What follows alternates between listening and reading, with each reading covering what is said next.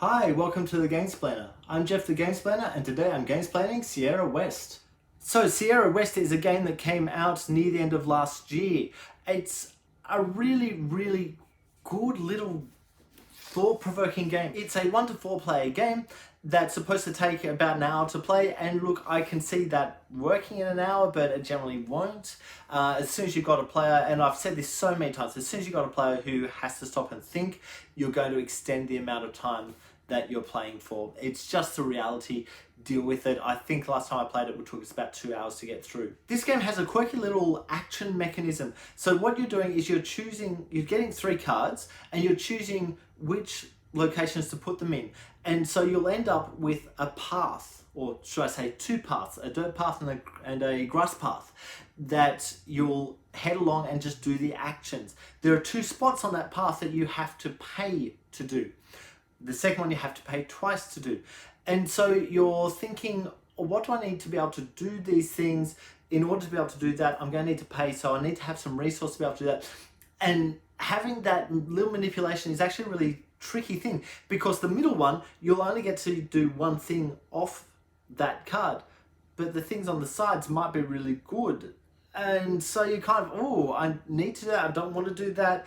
Some things that are circled in red you have to do. So if you're fighting against a bear, you have to fight against the bear, and that's going to cost you a resource to do that. There's some real thinking that's going on with that. On top of that stuff, there's the bottom of your board. You want to get some tiles onto the bottom of that board because they enable you to do stuff through the game. But there's a space for each of your workers, and what happens is if you put a worker down the bottom, they're talking about what the other worker's doing. And so when the other worker does their thing, then you can bring this guy up and move him along the path as well. And once you get to the end of the path, you're then choosing stuff at the top, so you need to have the resource to get the goods of what's at the top of the thing. And on top of all of that, you're trying to climb a mountain to get up to get some other cards, so you're deck building at the same time. There's so much going on with this game. Really is a wonderful thought-provoking in and out of, oh, there's so much happening, there's so much thought that has to happen on this. This is not a dense rulebook, but it's a thinky game. The other thing I really love on this game is there's 2 little spots that are actions that you'll do on other people's turns. So if someone puts a picture of a, let's say a otter, as one of the cards they've put onto their thing, you might get the otter spun over. I think it's going to cost you some resources to do that, so you've got to have some resources before you can do that. But they're doing that, okay, I'll put my guy there, spin my otter over, and then suddenly I can get income or pulls things, different things in because I've got that. And the other one allows you to get a resource when someone moves up the scoring track. So whenever you go to those top 3 things I was talking about, you move your meeple up there, you spend some resource to move up one of the lines of scoring. Each of those lines is talking about one of the various resources, and so other players can put a meeple down there to take a resource when you move up that line. There's so much happening, there's so much going on with this game that it does your head in to actually think about it. But then when you're playing it, it suddenly becomes really easy. It's one of these games that the explanation of it, like I've tried to explain it to people, or I have explained to people that we played with, and they're just kind of looking and going, ah, and you can see their brain exploding as the explanation's happening. But when we actually get into the game, suddenly it plays really well. So I suggest with this one, yes, the Gamesplanation is going to be very worthwhile. I haven't filmed them yet, so I'm not sure exactly what's going in there or the order, but the Gamesplanation is going to be very worthwhile. But I suggest that watching the gameplay is probably a more worthwhile thing to do with this one, because you're going to get a feel for how the game actually plays, rather than just a whole bunch of rules and it's like, oh, your brain will explode. It's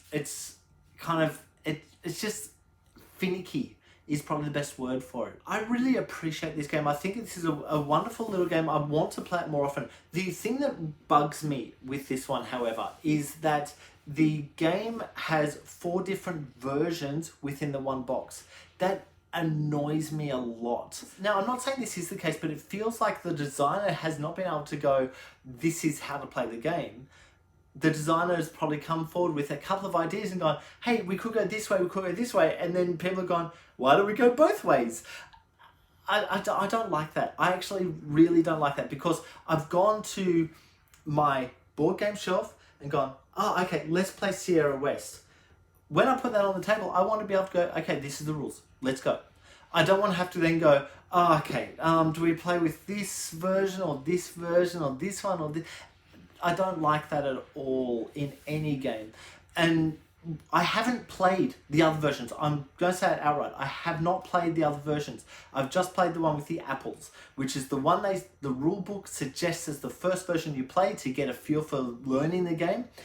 I assume that some of those other versions will have their little quirks and I will find the one that I like. But what's going to end up happening is, if I'm playing with new people at the table, I'll probably come back to that Apple version. Why not just have the Apple version? Have the other stuff as expansion material. Yeah, I'll leave that there. I'll leave that for you to think about. You may really appreciate having 4 different versions of the same game in the box. I'm not a fan of that. But I will leave it there. If you have any comments or suggestions, please write them below. If you have any games that you would like to be Gamesplained, please shoot me an email to thegamesplainer@gmail.com. Follow me on Instagram and Twitter @thegamesplainer to keep up to date with the games I'm playing. Subscribe to my videos to keep up to date with the games that I'm gamesplaining. And until next time, enjoy gaming.